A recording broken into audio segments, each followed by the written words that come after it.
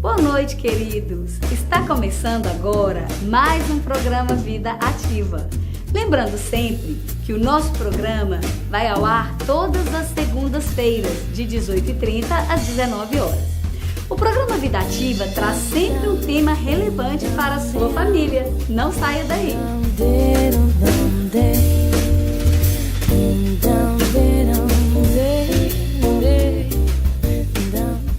No programa de hoje, nós vamos falar sobre cefaleia. Que isso, doutora? Cefaleia? Simplesmente dor de cabeça. Você sofre desse mal? A cefaleia, os principais mecanismos que a desencadeiam a dor, né? São vasodilatação, que é a dilatação das veias e artérias, inflamação, deslocamento e tração das estruturas sensíveis e contração muscular. Quando você contrai a musculatura da face, por exemplo, quando a gente chora, isso gera uma dor de cabeça. Existem vários tipos de cefaleia, que são classificadas conforme tipos e localizações. Temos as cefaleias agudas e generalizadas. São de início abrupto e curta duração. Por exemplo, a cefaleia causada pela hipertensão, que é a pressão alta, uma infecção no sistema nervoso central, por exemplo, a meningite, intoxicação por chumbo, pós-punção lombar, por exemplo, anestesia. Temos a cefaleia aguda e localizada, por exemplo, dor de dente. Nevralgia, que é uma dor no nervo, tem uma nevralgia do trigêmeo que dá uma dor intensa na face. Existe também a doença vascular oclusiva. Temos a cefaleia aguda e recorrente. São aquelas que ficam se repetindo. Por exemplo, uma clássica muito comum, a enxaqueca.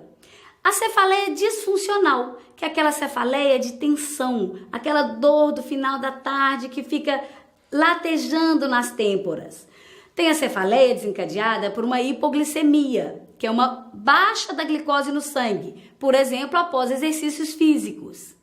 Enfim, são muitos tipos de cefaleia, de dor de cabeça. Em qual você se enquadra? Temos a cefaleia crônica progressiva, é de longa duração e cada vez mais forte. Por exemplo, tumor, abscesso, hematoma cerebral. Temos a cefaleia crônica não progressiva, é de longa duração, mas sempre na mesma intensidade. Por exemplo, a desencadeada por depressão. A desencadeada também pela osteoartrite cervical, que é um problema aqui, na coluna cervical, na região do pescoço. Defeito da junção temporomandibular, que é essa junção aqui, causa uma cefaleia desse tipo. Diante de tantos sintomas, como descobrir que tipo de dor de cabeça eu tenho? Primeiro, a sua história clínica é muito importante. A caracterização da dor, os tipos, os horários, o que precipita, o que piora, o que melhora, a evolução dessa dor.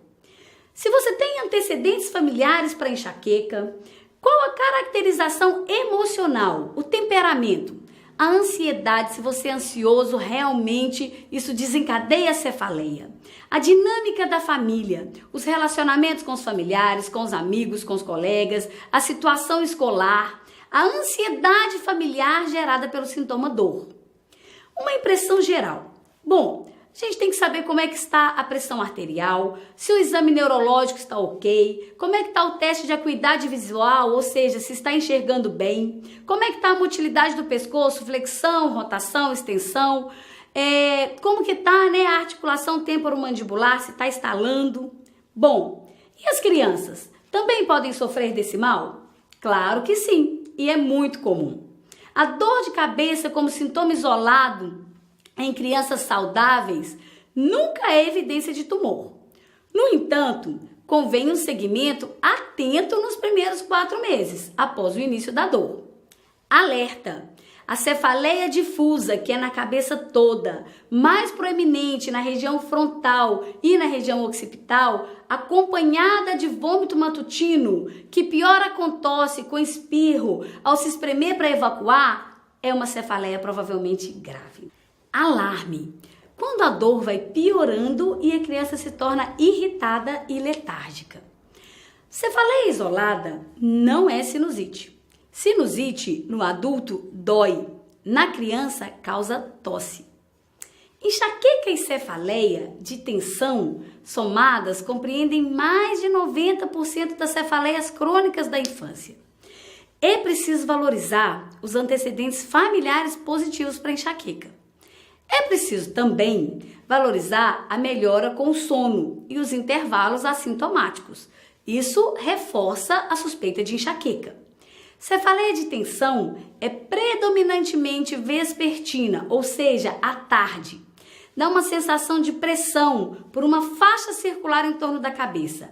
É muito comum na criança ansiosa, principalmente na fase escolar. Enxaqueca e dor de cabeça de tensão, elas podem coexistir na mesma criança. Como posso saber se o meu caso é mais grave? Quais são as indicações para fazer uma tomografia? Primeiro, cefaleia mais sinais neurológicos anormais.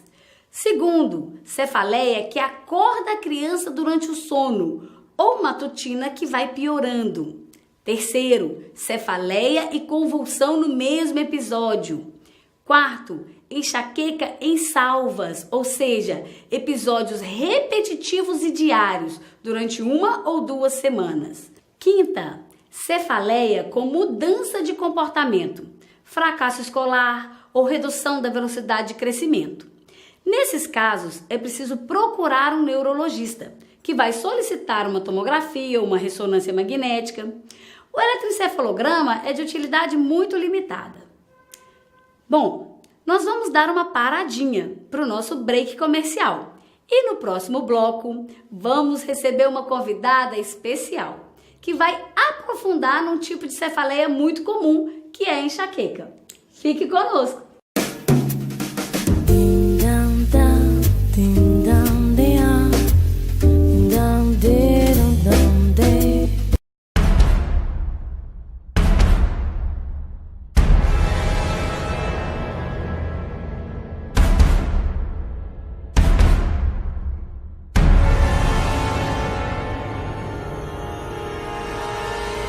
O propósito eterno de Deus é você.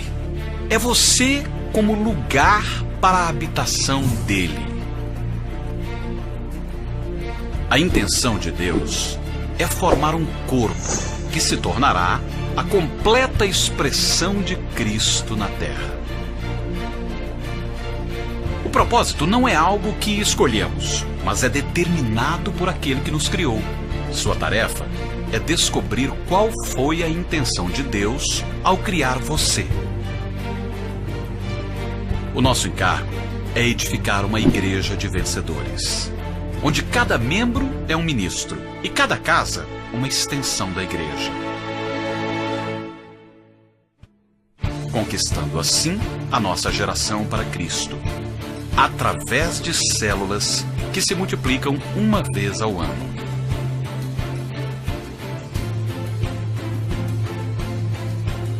Essa é a nossa visão e a nossa declaração de propósito.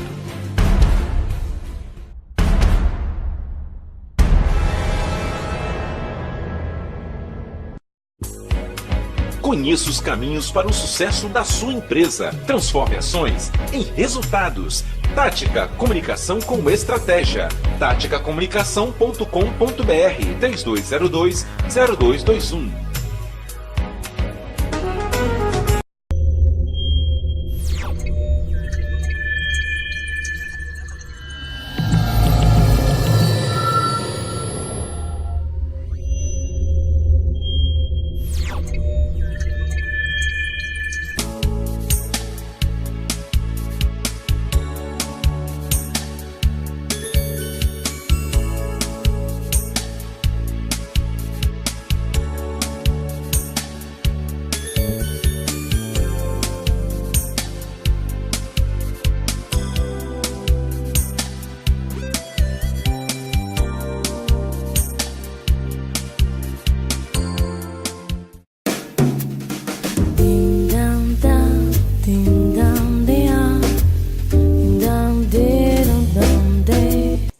Volta com o programa Vida Ativa. E a nossa convidada de hoje é a doutora Paula Zago, que é neurologista. Boa noite, doutora Paula. Boa noite. É um prazer recebê-la no nosso programa. Eu que agradeço. O nosso público está curioso para saber mais sobre as enxaquecas. Por isso, a nossa convidada especial para se aprofundar no assunto.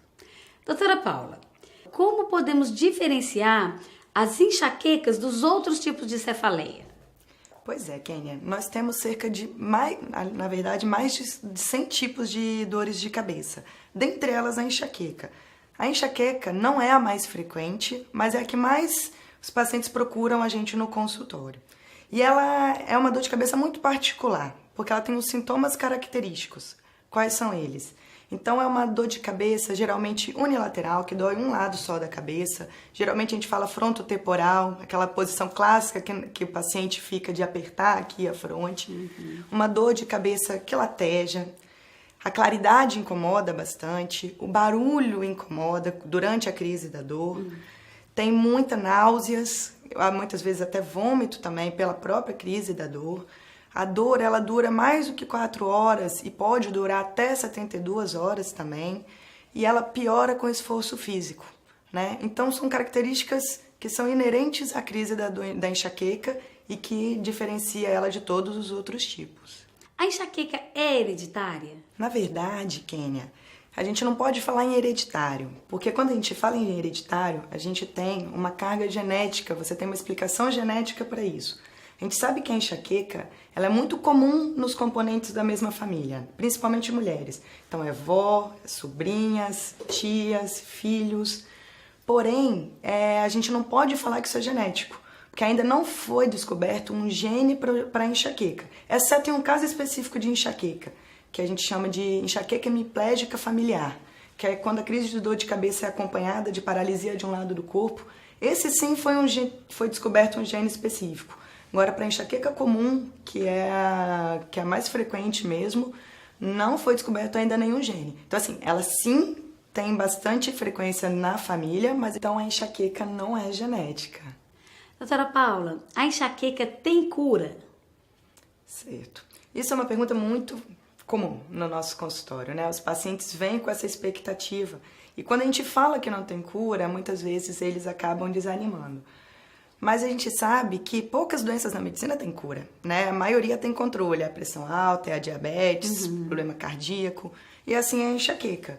Então a enxaqueca não tem a cura, é uma doença crônica para o resto da vida, só que tem controles, e controles que respondem... Excelentes, né? E respondem muito bem à medicação. Né? Então o fato de não ter cura não é uma coisa ruim, né? Não é um sinal de mau prognóstico. Ok.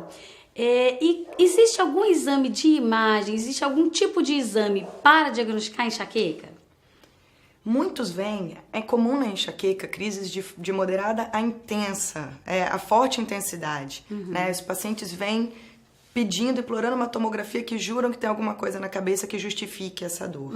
Mas não, a enxaqueca, o diagnóstico dela é clínico, não existe nenhum exame que dê esse diagnóstico pra gente. Então você pode estar com a pior dor do mundo, pode fazer uma tomografia, uma ressonância, uma cintilografia, um eletroencefalo, o que for durante a crise, todos eles vão vir normais. Né? Então, o diagnóstico da enxaqueca é um diagnóstico que a gente fala de clínico, não existe exame que dê esse diagnóstico pra gente. Muitas pessoas sentem fortes dores de cabeça após comer determinados tipos de alimento. Será que isso é mito ou verdade? Pois é, Kênia, é muito comum isso acontecer e as pessoas falam que é uma dor de cabeça secundária a problema no fígado, que comeu alguma coisa que atacou o fígado e veio a dor de cabeça. Mas, na verdade, isso não é nada mais, nada menos do que a própria enxaqueca. Né? A gente sabe que a enxaqueca, as crises da enxaqueca, elas têm os fatores desencadeantes. Dentre eles, e um dos mais fortes, é o fator alimentar. Então, tem certos alimentos que eles agem direto desencadeando a crise da dor. Por exemplo, alimentos com corantes, chips, refrigerante, esses salgadinhos, enlatados, embutidos, fermentados, né? Então a cerveja, o vinho, o leite, o queijo, muitos deles podem desencadear a enxaqueca. E assim como o alimento, a gente tem outros fatores também que desencadeiam. O estresse é um fator muito frequente, mas esse a gente não consegue trabalhar tanto. A gente sabe que a privação de sono, ou até mesmo um sono, quem tira o feriado para dormir muito, quem tem enxaqueca, se dormir um tempo a mais do que é habituado, pode acordar com dor de cabeça. Então a gente fala que o paciente com enxaqueca ele tem que ter uma vida regrada. Não pode dormir menos, senão acorda com dor de cabeça. Se dormir mais, tem a chance de dor de cabeça. Se comer certos alimentos, vai dar dor de cabeça. E se deixar de comer, o jejum também precipita a dor de cabeça. Então, a dor de cabeça relacionada ao alimento é a própria enxaqueca que é desencadeada por eles. Não tem nada de fígado, né? As náuseas e vômitos que vêm acompanhado fazem parte da própria crise de enxaqueca. Não tem nada de fígado aí. Doutora Paula, muitas pessoas andam sempre com um remedinho de dor de cabeça na bolsa. Inclusive eu, mas eu sou médica, eu posso. Mas muitos leigos se automedicam. Qual é o problema disso? Então, Kênia, o fato de você ser médica não descarta o fato de você estar errada também, né? Então, assim, é importante sim abortar a crise da dor de cabeça logo no início. Então, ter a medicação na bolsa sim é importante, só isso não descarta o fato de precisar de tratamento. Porque a gente fala na neurologia que na enxaqueca dor gera dor. Então, quanto mais crise você tiver, maior a tendência de ter mais crises e isso ficar mais difícil de tratar. Fora que ficar tomando analgésicos comuns ou medicamentos que são específicos para a crise da enxaqueca, com mais frequência você tomar, existe a chance que a gente fala de uma dor de cabeça secundária a abuso de analgésico. Então, você vai se transformar no segundo tipo de dor de cabeça. Aí vai ficar mais difícil ainda de tratar. Então, por mais que muitas crises respondam sim à medicação analgésica, é necessário o tratamento sim, para evitar a dor. Então, são dois tipos de tratamento. O tratamento da crise e o tratamento profilático, ou preventivo de crise. Esse sim é muito importante. Porque se não tratar, a tendência é piorar. Tá vendo? Médico também faz arte de vez em quando.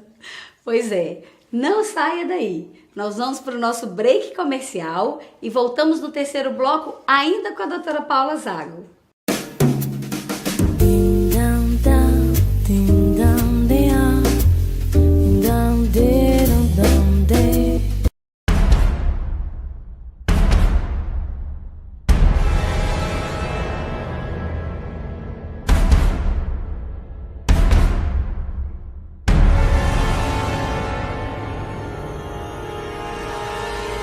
O propósito eterno de Deus é você. É você como lugar para a habitação dele.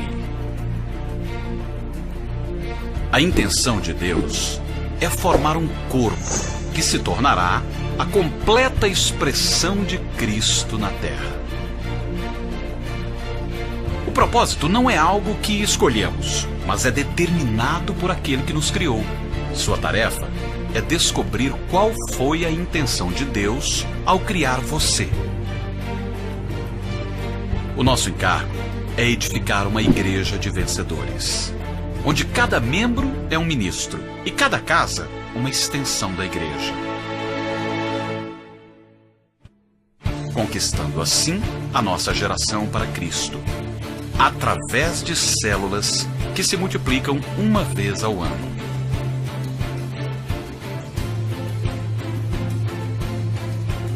Essa é a nossa visão e a nossa declaração de propósito.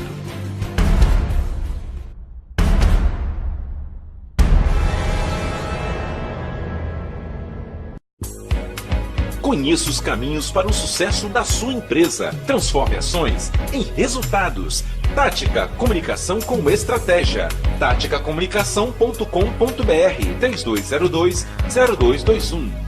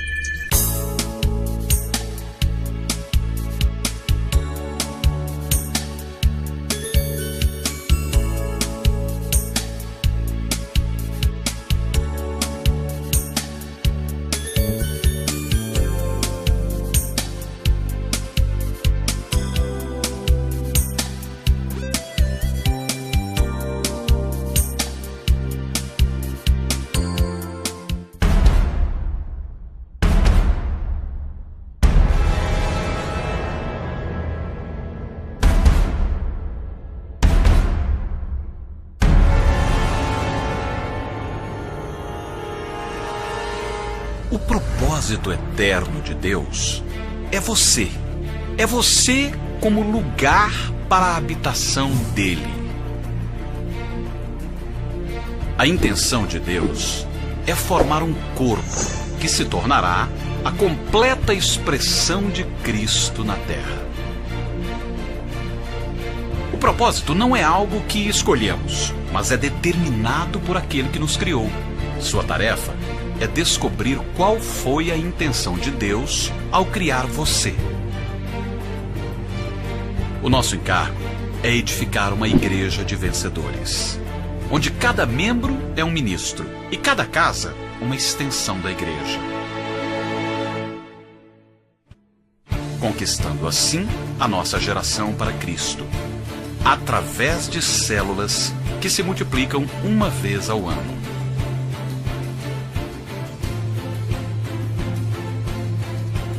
Essa é a nossa visão e a nossa declaração de propósito.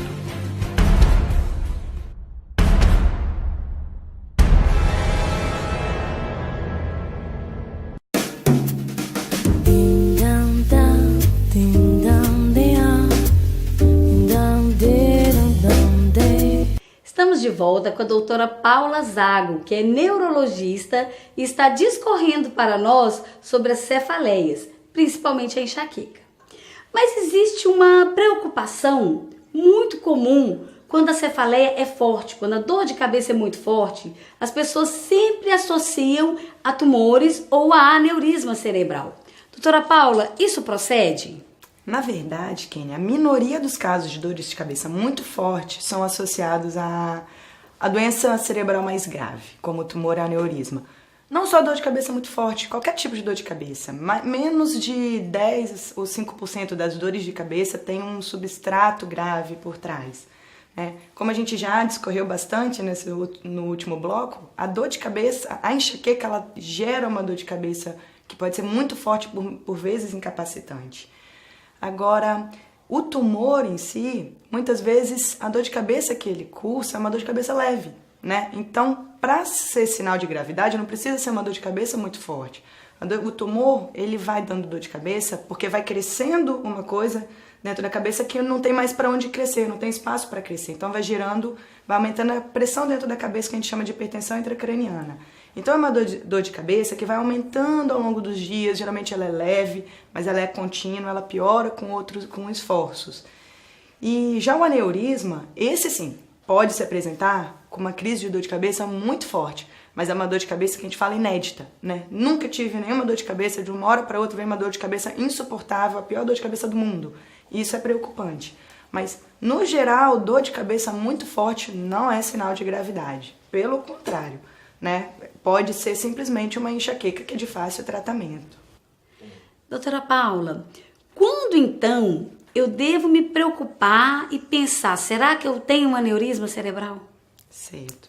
Então, assim, o aneurisma, ele vai se apresentar como dor de cabeça na situação mais grave, que é quando rompe, O aneurisma é um saquinho que forma no vaso, na artéria, como se fosse um cano que forma um saquinho em volta. Aí isso rompe e vai sangue para dentro da cabeça. Essa é a forma mais grave, essa se apresenta com dor de cabeça. Os aneurismas que não rompem, eles raramente são sintomáticos, Então, existem outros sintomas, Às vezes começa a ver duplo, às vezes a bolinha do olho pode dilatar como sinal, mas isso é coisa para neurologista, Que pode demonstrar o aneurisma. Mas, no geral, a gente só investiga aneurisma para quem tem uma história familiar muito importante, Então, tem que ter mais do que 2 membros de primeiro grau acometidos para justificar uma investigação de aneurisma. Porque se a gente for pedir exame de aneurisma para qualquer dor de cabeça, é muito frequente na população os aneurismas assintomáticos pequenos, Então, até 5 milímetros que a gente tem do aneurisma, não tem necessidade de tratamento.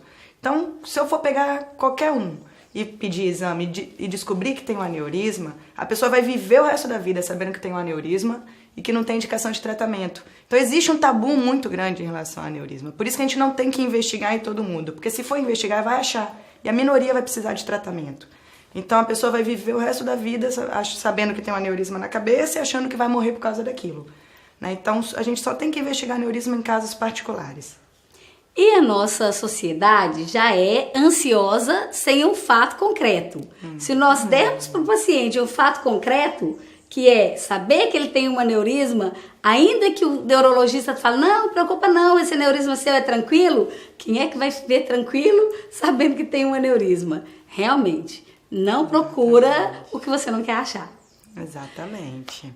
É o caso, por exemplo, do Alzheimer, né? Para que procurar saber se você vai ter Alzheimer mais para frente se a gente não tem um tratamento para isso? Não tem o que fazer. Então, seria a mesma coisa do aneurisma. Para que eu vou dar um diagnóstico que você tem um aneurisma pequeno se a gente não vai fazer nada por ele? E só vai te trazer ansiedade por isso. É verdade. Né? Então, só tem que investigar casos que tenham necessidade.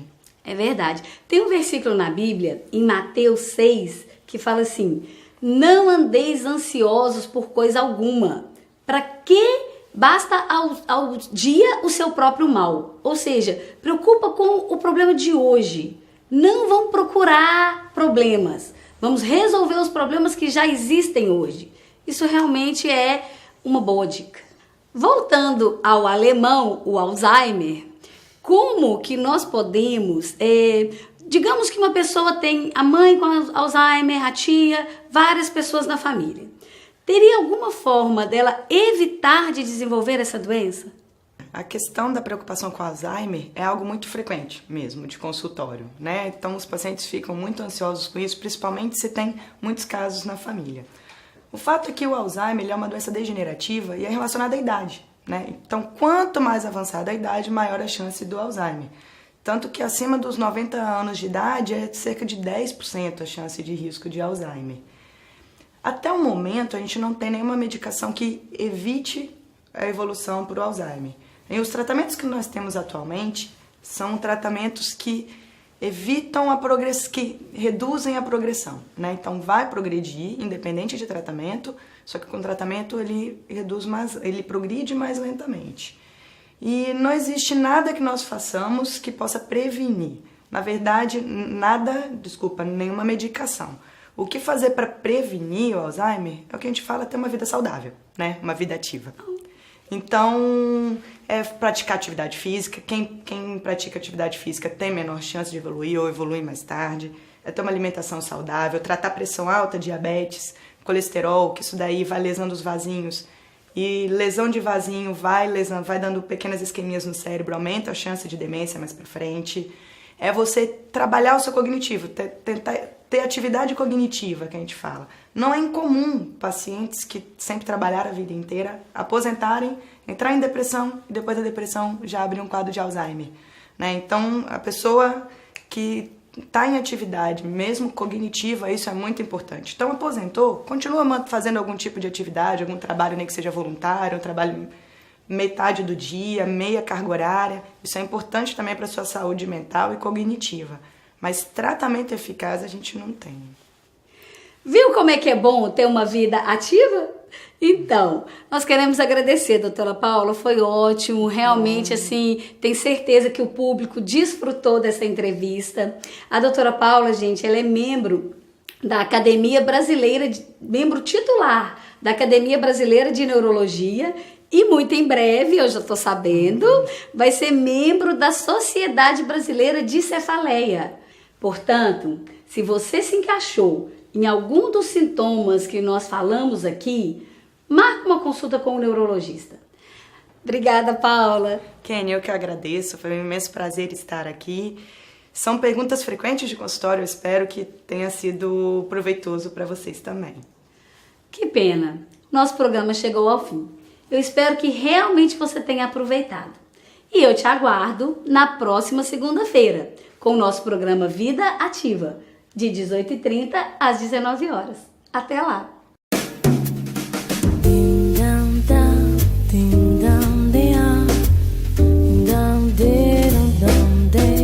Venha descobrir o seu lado artista. A oficina de atores Abel Santana na Praia do Canto oferece vários cursos para todas as idades. Iniciação teatral com prática de montagem, interpretação para TV e cinema, oratória e teatro com ferramenta pedagógica. Descubra como o teatro ajuda a vencer a timidez, melhorar a comunicação, a autoestima, a criatividade e o convívio social. Ligue 3082-7855 ou acesse abelsantana.com. O teatro ajuda a melhorar a sua vida.